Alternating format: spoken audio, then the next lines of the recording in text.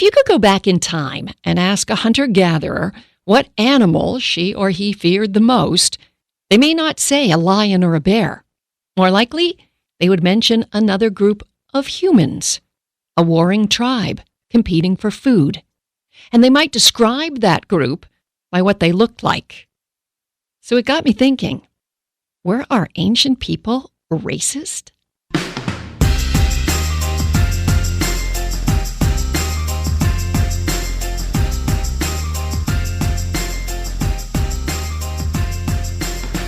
Welcome to Mating Matters, the podcast that looks at human behavior through a lens of evolutionary psychology. I'm Dr. Wendy Walsh. On this episode, the de-evolution of racism. We look at inherited human traits that may have contributed to modern racism.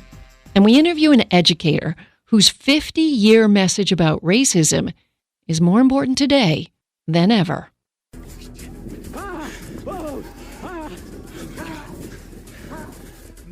Let's think about evolution, and let's think about why people may have evolved to fear others who didn't look like them. Number one, we have a strong desire to form groups. As humans, one of the most basic instincts we have is towards tribalism, group formation. This desire to form groups can also be seen in our closest evolutionary relations, other great apes. And it's certainly pervasive in every human culture.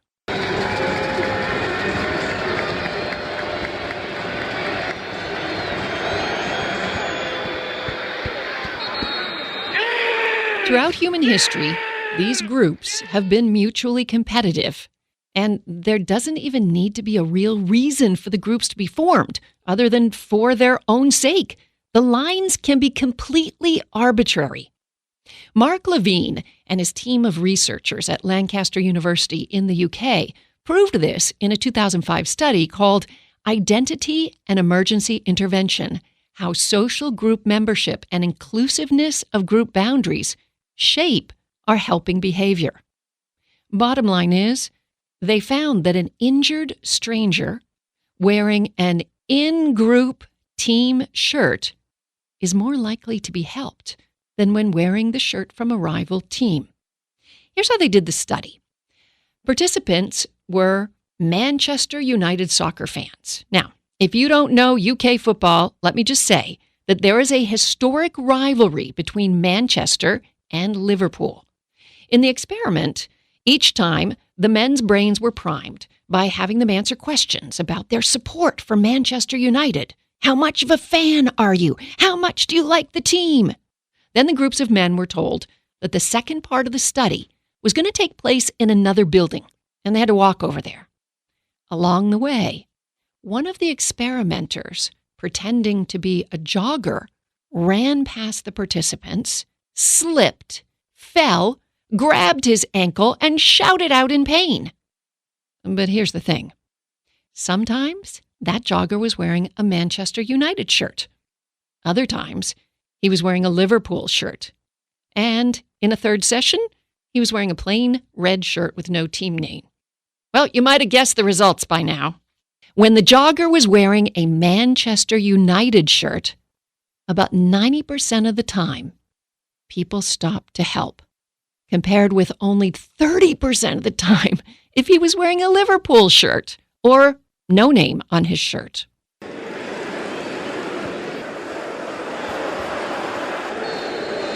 You'll have never seen anything like this. It was ruthless, it was swashbuckling and sensational. Lesson for us all. If we're ever hurt in the street, let's just hope we're wearing the right team shirt. So not only as humans are we less helpful to people who don't seem to be on our team, but when we are presented with individuals of a different team or race, we're less likely to be able to distinguish their features. In colloquial terms, to tell them apart. It's called the own race bias. It's been studied many times. It's the decreased ability of people of one race to recognize faces and facial expressions of people of another race. Now, this has big implications when it comes to identifying suspects, say, in police lineups. Many people feel as if races other than their own look alike, also called cross-race identification bias. It's sometimes considered just misinformation because researchers thought people are just misinformed about other races, and that's why they have difficulty identifying them. One study was done that examined 271 real court cases. In photographic lineups, 231 witnesses participated in what are known as cross-race versus same-race identification. The results?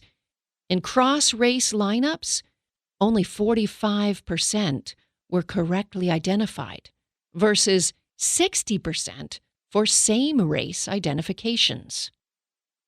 I want to remind you that race, in terms of our human evolution, is a pretty recent phenomenon. It has to do with the environments that our ancestors encountered. So I want you to think of two extremes, for instance. Let's think of a Maasai warrior from the very hot plains of Africa. He or she grew very tall and thin to dissipate heat.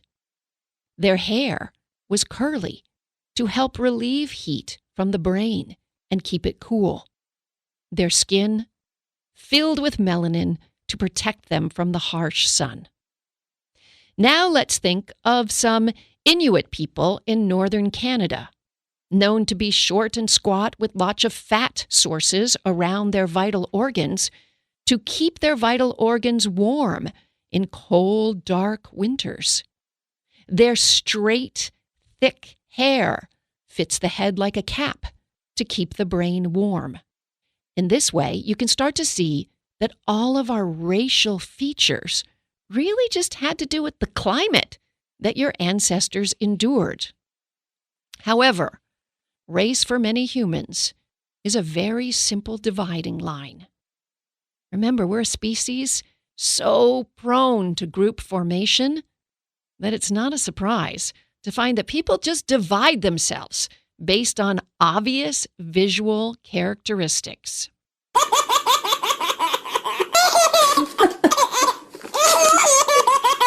And racial preference starts early. Babies have been known to be racist. In a few studies, infants showed that they preferred same-race faces after about 6 months of age, but not before that. Now, think about it. Before the age of 6 months, babies only see their immediate family. In fact, in America, 90% of the human faces that newborns see are same-race faces.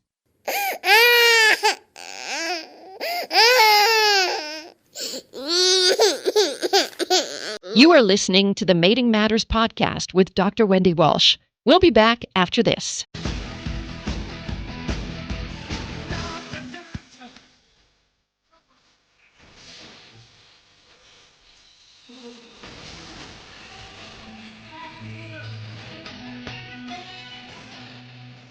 The Dr. Wendy Walsh Show on KFI AM 640 Los Angeles every Sunday from 4 to 7 p.m., where we talk about everything in relationships, the good, the bad, the ugly, the smart. Whether you are looking for a relationship, whether you're looking to keep a mate, whether you're looking to recover after you've lost a mate, I have the science of love for you. You can download the iHeartRadio app and listen to the Dr. Wendy Walsh Show anytime. You can also hear it live every Sunday from 4 to 7 p.m. Pacific Time on KFI AM 640.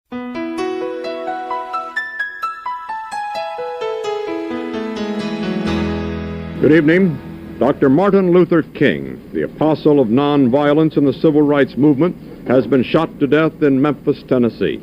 The words of newsman Walter Cronkite on CBS News rocked the world on April 4th, 1968.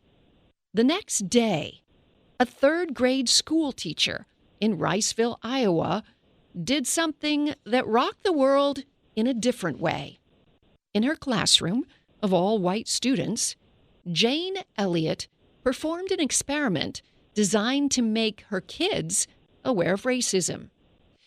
In her all-white classroom, she divided the blue-eyed children from those with brown and green eyes. She had the blue-eyed children put on green construction paper armbands. And then she told them some lies. She told them that the children that had brown eyes were smarter. She sent brown-eyed children to lunch first, gave them a longer recess. She let the brown-eyed children drink from the water fountain and made the blue-eyed children drink from paper cups. The change among the children was instant. The children with brown eyes were suddenly more confident, strident, and even condescending. They attacked the blue-eyed kids with nasty insults. But something happened to the blue-eyed kids, too. The children with lighter eyes suddenly started making simple mistakes. They became timid and even sad. The two groups stopped playing together. Fights broke out. It was an exercise that would catapult teacher Jane Elliot into a heated national discussion. It would land her on television and in newspapers. And eventually, it would make teacher Jane Elliot the subject of a half a dozen documentaries and a mainstay in many modern textbooks. On Mating Matters, I would like to welcome now Jane Elliot. Hi, Jane. Hi there. That was quite an introduction. Well, I am so thrilled to have you on Mating Matters. And my first question is, how did you get the idea for this experiment? And it was immediately the day after Martin Luther King Jr. was murdered, so I'm sure everybody was in shock. I was born in 1933. That was the year that Adolf Hitler and Franklin Roosevelt came to power. So for 12 years, from 1933 till 1945, I heard my father just ranting about what was going on in Germany and in Europe. And one of the ways Adolf Hitler decided who went into the gas chamber was eye color. So I didn't think that exercise up. I copied it from Adolf Hitler. And the frightening thing about this is, now, 5 years ago, we elected somebody to be our president who studied Adolf Hitler's book, A New World Order, in order to decide how to govern a country. Before we get to the present, and I know the problems certainly have not gone away, let's go back to 1968. And what happened immediately after you did this experiment? How did the world hear about it? Well, number one, it wasn't an experiment. It was an exercise. I don't experiment with children. It would be ethical and illegal to experiment with children without their knowledge or without their permission. It was an exercise, and John Dewey said, we learn by doing. I wanted them to find out what racism does to people by being involved in it. And the reaction among the parents and the people in the community was immediate and angry, absolutely furious. How could you do that to those poor little white children? And that is exactly the question that I get every time I give a speech and show that film, the film that was made the third year I did the exercise.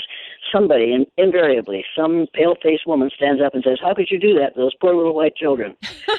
If you haven't seen what it does to poor little white children to go through that for a day, you need to see it so that you can realize that children of color go through that for a lifetime in this country.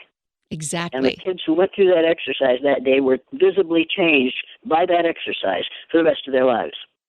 I'm sure you've read the book White Fragility, because that's exactly the response of white parents in hearing that. They were fragile themselves instead of thinking about the others.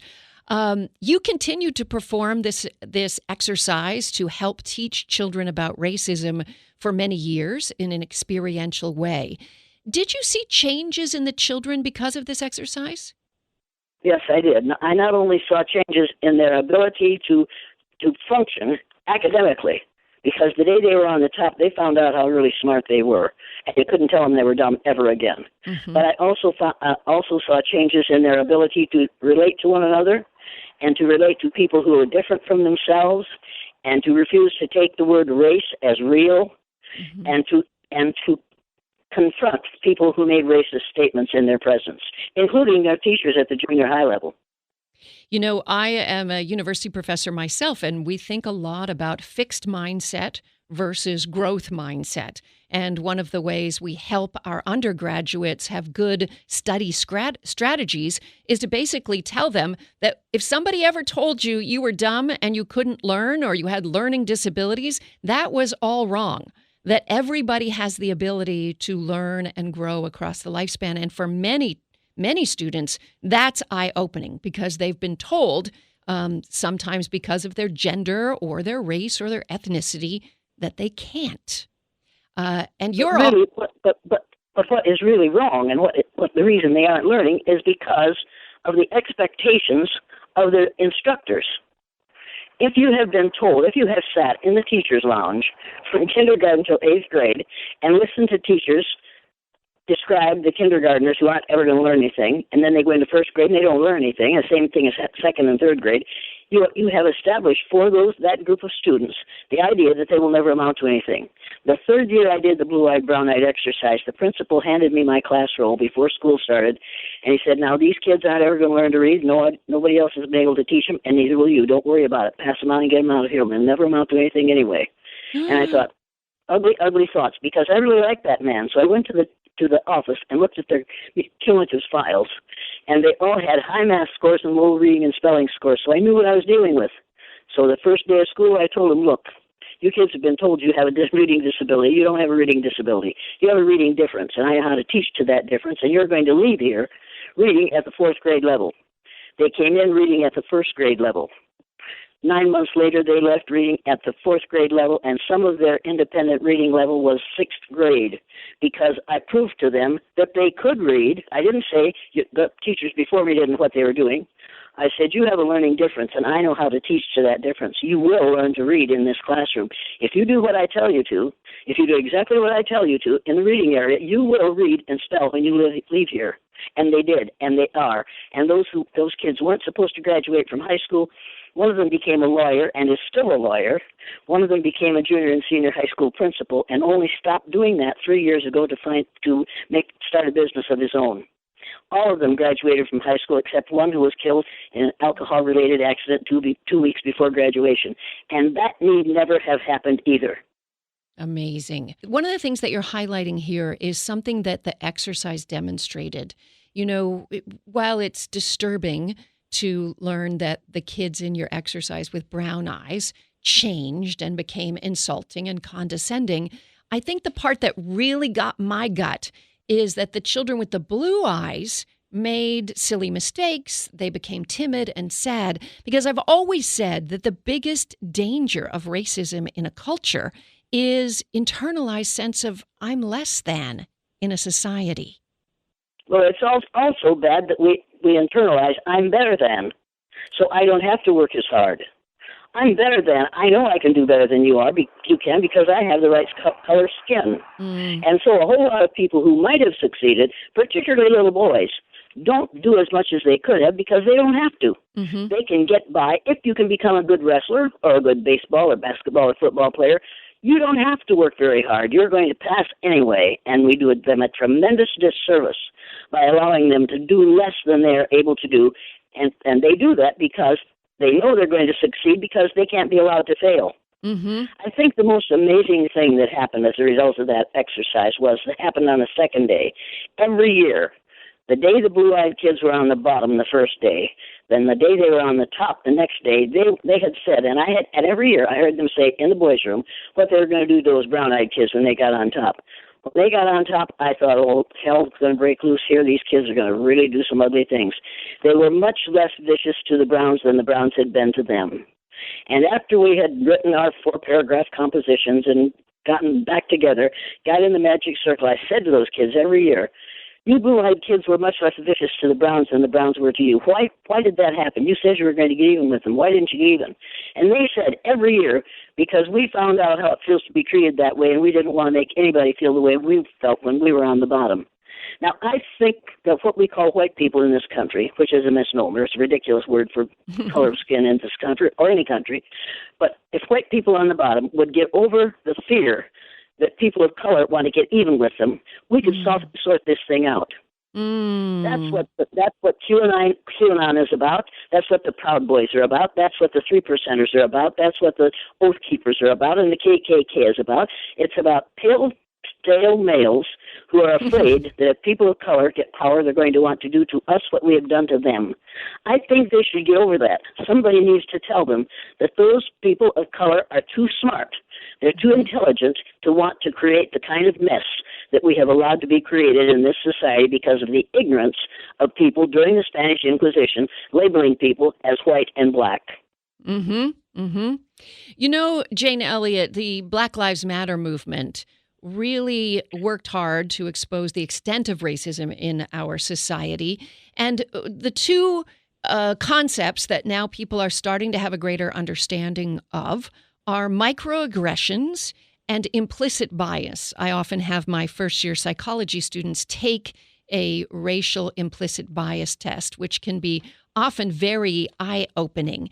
How do we change something that's unconscious to us when we don't even realize that we have this implicit unconscious bias? Well, see, I think most of us do realize that we have it and we're comfortable with it. I have a problem with micro and macro aggressions and unconscious and conscious bias. I know that racism is a learned response. You aren't born a racist. You have to be taught to be a racist. And in the schools in this country, it used to be starting at kindergarten, now it's in preschool, we teach racism on a daily basis. We don't say we're teaching racism, but we are teaching racism. As long as we teach the Mercator projection map, we are teaching racism. As long as we don't allow children to have another way to see the world, like by using the Peters projection map, we teach them a lie. As long as we teach that Columbus discovered America, we're teaching a lie. He wasn't the first person to discover this continent. People from Africa were. As long as we continue to teach that the people who were here, who lived here after Columbus discovered it, who came from Africa, were Indians because Columbus was lost and didn't realize he hadn't reached India, as long as we call them Indians, we are perpetuating a lie, and we are contributing to racism. What we have to do is re-educate our education people. And we have to stop calling them teachers and start calling them educators. I'm an educator. The word educator comes from the root duc, which means lead, the prefix e, which means out, the suffix ate, which means the act of, and the suffix or, which means one who does.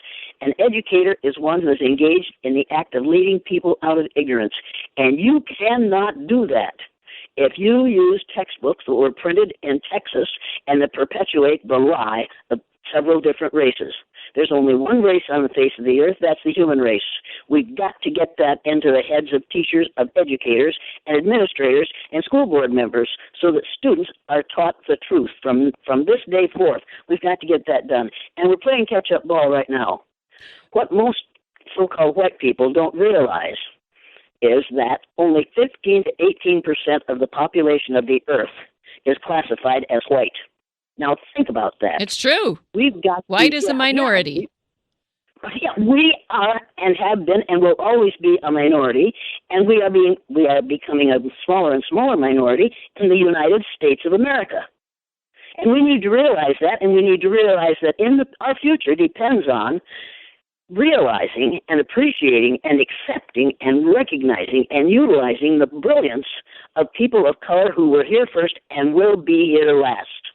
As the hole in the ozone layer gets larger and larger and more sunlight is allowed to enter our environment, you think this summer is hot, you wait a few more years, and you will see this country get darker and darker skin because white folks cannot take this sunlight. We don't have enough melanin in our skin to protect ourselves from the damaging rays of the sun. More and more of us are going to die of melanoma because we refuse to admit the fact that we missed something that we need, which is melanin in our skin. Or adapt and become browner. Hey, we're going to have to become browner if we want to stay alive. Exactly. But we need to remember that we all came from Africa. If every person on the face of the earth would trace their DNA back as far as they could, they'd find out that a portion of their DNA came from a country in Africa because we are all members of the same race. We've got to stop teaching about several different skin colors as being different races. They are different adaptations our body's adaptation to the natural environment. We are not God's chosen children because we are white. We aren't white. We aren't even white. Google Tanzania and see what happens to albinos in Tanzania. It will blow you away. What happens to them? Well, the witch doctors tell the rest of the people in the village that if you cut off a piece of them and you keep that piece of that albino, you will have magic powers. Google Tanzania. Wow. It sounds like I'm making this up. But when you describe what happens in this country to other people, it sounds like you're making up a lie. The blue-eyed, brown-eyed films are truth exposing the falsehood of different races, different skin colors being different races. You can turn children who are brilliant into children who act like they can't learn by simply treating them unfairly on the basis of a physical characteristic over which they have no control. I have a question for you. I can do that for after half an hour with third graders, and I've done it with seventh and eighth graders, and I've done it with high school students, I've done it with college students, and I've done it with adults. For U.S. West Direct and Public Service Colorado for 3 years, I put their people through, groups of their people through the blue-eyed, brown-eyed exercise, and they acted exactly the way the children do in those films. I have a question for you, Jane Elliot. So Sure. Earlier in this podcast, I talked about research that shows that babies over the age of 6 months show a preference for faces that are the same race as themselves. And part of the explanation for this is in America, during the first 6 months of a baby's life, they only see immediate family who share their race. What would be your advice to parents of babies? I would tell parents of babies, number one, I'd tell parents to marry people of a different color so that babies get used to being around people who are of different colors. Then I would advise parents to get into their environment as many people of different colors as they possibly could, so that your children get used to seeing people who are different from themselves, so that when they go to high school and then they go to college and then they go out into the world, they're accustomed to seeing people who are different and not seeing those differences as negatives. And I would advise parents to find a hospital to deal and a gynecologist to deal with that child, and a hospital to deliver that child, in which that child is treated fairly, regardless of its color. That doesn't happen in hospitals in the United States of America. That's some very ugly things happen to babies who are of color in the United States of America. Now, not all of them, but one is too many.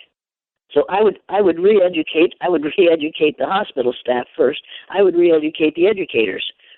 Education is the answer to all these problems. Good education that leads people out of ignorance could solve these problems. Jane, I have another question. So, Sure. Human beings tend to be, we love in groups, out groups. We love tribalism. It dates back to our earliest times. But all the research that sets up kids in groups, that wear different colored shirts and compete against each other at camps, etc., finds that if they can unite these two groups of kids in one common goal together, all of a sudden, the in-group, out-group idea goes away. Some people say that the pandemic and global warming are two things that are making human beings come together around the globe. Do you agree? And is there anything else that we can come together around? It could make people come together if the people who are running the show in the Business Roundtable would use it to bring people together instead of using it to cement the differences and the walls between people. Mm-hmm. It's the way you use a pandemic. It's the way you use what's going on right now that makes a difference. Use it to prove to people that we're all suffering from the same thing, and we're all going to die of it if we don't change our behaviors and do it now. In this heat wave, we're all suffering from the same thing, and we're all going to die of it if we don't change our behaviors and do it now. Very true. Jane, may I ask you how old you are now?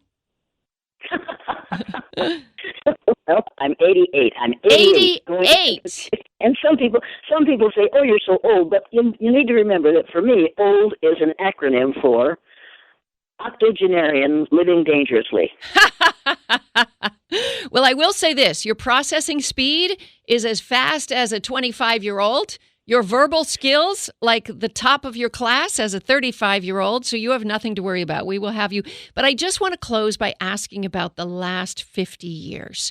You've been talking about this. Have you seen positive changes, and where do you think our work needs to take place the most? When Barack Obama was elected, I thought, as Whoopi Goldberg said, now I can put my suitcase down. I don't have to leave this country. I thought, now I can stop doing this work. The United States has become adult instead of adolescent. It didn't occur to me that the people who were racist and convinced of the rightness of whiteness would go underground and help Mitch McConnell to keep Barack Obama from being a successful president. And I didn't realize that they would be so determined that there would never be another person of that color in the presidency, that they would allow, that they would help to elect a Nazi. And that's what they did. And they did it out of their ignorance. They don't remember what happened from 1933 to 1945. I do, and there are many of us who do. And we saw the Hitlerian behaviors that were going on. We knew what was going on. After Barack Obama, that was a direct result of people being angry about a black man in the White House. They need to realize that isn't the first black man that was in the White House. They need to realize that Abraham Lincoln, according to what I've read, was a Melungeon, part white, part black, and part Cherokee Indian. And every president we have had has had some black in his or her blood. His blood. Let's face it, someday we'll have her, not right now. But this whole thing is unnecessary, and it is necessary for white people if they want to maintain their idea of greatness. It's going to kill us. It is killing us rapidly right now. We are in a numerical minority worldwide, and within 30 years we will be in the numerical minority in the United States of America, which is the reason there is a wall on the southern border of the United States, so that, as Mr. Trump said, we've got to keep those brown-skinned people from coming in here because brown-skinned people reproduce too rapidly. Now, think about that statement, and think about how ugly that is, and think about how racist that is. Mm-hmm. And think about the fact that the Proud Boys are still determined to put him back in the White House. Now, some of you are thinking we shouldn't be talking about politics when we're talking about race. Those two are so absolutely intertwined that there's no way you can talk about one without talking about the other. And you need to realize that. And you need to realize that the people in this country are being led down, once again, down a really ugly, ugly path. We must not allow that man to become president again, because it will send exactly the worst message about this country to the rest of the countries of the world. I'm very concerned about this. Mm-hmm. And I know some of you are thinking, let's just talk about racism and forget about politics. You cannot do that. Mm-hmm. If you're going to talk about one, you're going to have to talk about the other. And if you haven't read the book, Rich Thanks to Racism, you'd better get it and read it. It will blow you away. Well, I want you to continue doing the amazing work that you've been doing for 50 years, and you've got at least 50 more years on the planet to help make that change. Jane Elliot, thank you so much for being with us on Mating Matters.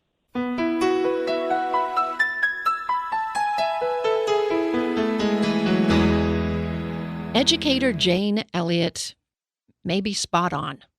Maybe it is the heat of the planet that either might change our races because of the melanin we'll be forced to produce, or it may bring us all together, all humans, together against one common enemy, in this case, global warming.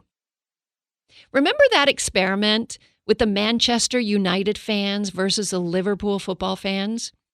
Well, the researchers staged it again in a different way. This time, they asked the fans to think about the game of football and their shared love of the game. This time, the results were very different. Nearly 80% helped the jogger when he was wearing the Manchester shirt. 70% helped the jogger when he was wearing the Liverpool shirt. Only 20% helped the dude with no football affiliation. So can we all come together around the planet and love it? I think we'll help each other out. It seems to make a lot of sense that on a global level, if we can just encourage people to think of others as members of humankind, and ask them to think about what unites us as humans. And of course, it's necessary to educate each other about the divisions that exist between us. But I think this war on climate change is important, or even the fight against the virus, because when we tackle problems together, we reduce animosity between different countries and different groups of people, including races.